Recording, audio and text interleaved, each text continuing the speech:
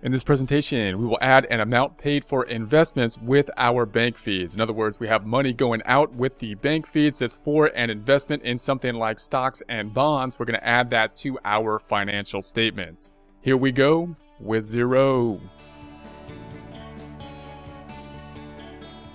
Here we are in our Triple G company dashboard. We're going to be opening up our financial statements by going to the accounting drop down, going on to that balance sheet. Once that opens up, we'll go back up top over it. We're going to be right-clicking on it and duplicating that tab. Let's do the same thing for the income statement. Back to the tab to the left. This is good practice, by the way, to do this every time here, because this is what the screens I would recommend having open all the time, the financial statements, and seeing what the effect on the financial statements are of anything you're doing. And then we're going to go back down and go to the income statement. We're going to go back up top, and once the income statement opens up, we'll right-click on that and we'll duplicate that tab. We'll then take a look at the bank reconciliation report to consider the effect on it. So we're going to go to the accounting drop-down. Let's go on down to the reports to consider the bank reconciliation report. Then we're going to go down to the accounting information, and we want to go to the bank reconciliation summary report. Once that opens up, we're going to once again duplicate the tab, go into the tab up top, right-clicking on it to duplicate it. Now let's go change the dates. We're going to go back to the balance sheet all the way to the tab to the right. We're going to be updating the balance sheet up to March, so we're going to bring that on out to March and the 31st of it. Then we will update that report. Then we're going to go to the income statement. It's already set up. We're going to go to the reconciliation report, and we'll take this one for the checking account. That's the one we want. We want the checking account as of March, so we're going to go up to March and the checking account, the 31st, and update that report as well. Okay, so then we're going to go to our banking, our first tab, where we're going to go to our banking information by going to the accounting drop down and go into the bank accounts. You can get there from the dashboard as well. This is the way I typically go myself. Then I'm going to go into the reconcile. We have these 7 items that we still get to play with and reconcile here, which is going to be great. And then I'm going to hold down control and scroll up a just bit. Here's holding down control and scrolling up.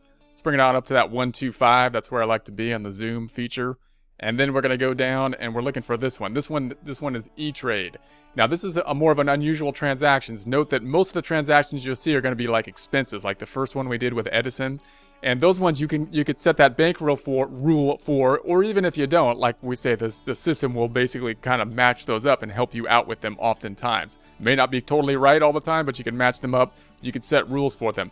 More unusual transactions, such as this one, are ones you're going to have to go in there and kind of think about. This one we're going to say, all right, there's money went out, and it went out of the checking account and into some other investment, like stocks and bonds types of investments. Now, you don't want to be doing this type of transaction all the time in a company that's not in the field of, or the business set up for investment type purposes. You would rather take the money out and then invest it on your personal side of things. However, if you have a short-term investment that you have within the company, you want it still in the company, but it's a short-term investment, you might have this kind of setup.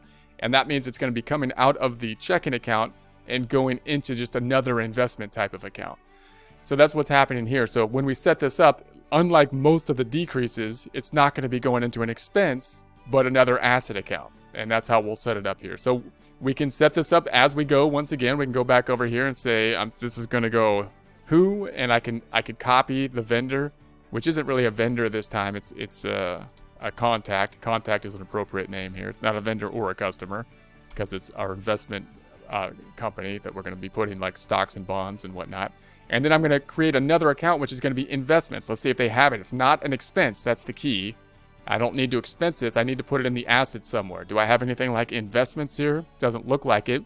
So I'm going to say, all right, let's put it into like an account called, I'll put it above the prepayment. So let's call it the account number 1290. Let's see if 1290 is open. So I'm going to go back up top. Note we cannot add an account on this screen. So what I'm going to do is go out of here, and I'm going to say I want to add details. So we're going to go ahead and add details. And now we're going to have that add details screen. So we'll have more detail here. We got the description, we got the quantity, and now the account field is going to be over here. I want to go up top to the account field where it says add the account. And now I forgot the number that I wanted to add. See, that's the thing. It was 1290. So that's going to be up, and that's going to be here. So 290, 1290 right there. And then the key is that it's going to be an account type, which is a current asset account, not an expense, but a current asset account. And we're just going to call this investments. Now, you might want to have like subcategories of investments. You might want to put like investment E-Trade or break out the investments in some way. We could talk more about formatting the reports and that at a later time, but I'm just going to put the investments into the account of investments, grouping them all in there at this time. So then I'm going to say save. It's going to be going into the investments, so that looks good. No item, because that's with the inventory item description. Everything looks good here. So, okay, I'm going to go back down. Let's say save the transaction. Transaction saved. Then we have created the transaction. Now, of course, we can match the transaction. So I'm going to say okay. In order to match that transaction, let's see what happens now. If I go on over to the balance sheet and update the balance sheet, then we're going to see that we have an investment shows up now. So it's on the books as an investment because it's an asset type of account. Then if we go on down into the checking account, the other side is going to be in the checking account. It currently is in the liability section because once again it is overdrawn until we actually enter the beginning balance, which we'll talk about at a later time. So then I'm going to scroll on down here and we should have money going out for the investment. Which was, what was the E-Trade? The 12,000 up top. So there it is. Then let's go back to the balance sheet. And then I'm going to go to the income statement. Let's update the income statement. Should be no change to the income statement because we only did balance sheet accounts. It went out of the checking account and into the other asset account. Then if I go to the bank reconciliation, you can see down here in the bank reconciliation, we have the amount related to E-Trade there. That's going to disappear. And our balance in the balance sheet is going to change. The balance in the balance sheet is going to change to what we put in the balance sheet, which is the 51,618, and then this amount's going to disappear. So let's go ahead and update that and check that out. It's going to be neat. So we'll update that, and there's the 51,618, and that amount now changed. So this is our books. These are the unreconciled items, and that's the bank balance, which is wrong right now until we get this thing figured out. Then we're going to go to the first tab. Scroll back up top and we can see that in the bank statement information, this is what we have input into the bank statement.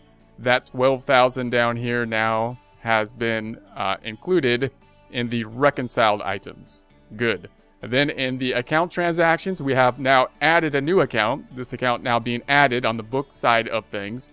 And it, of course, is reconciled as well. So that's going to be this account that we've included, which is now reconciled. So that's it for now. Let's get out of here.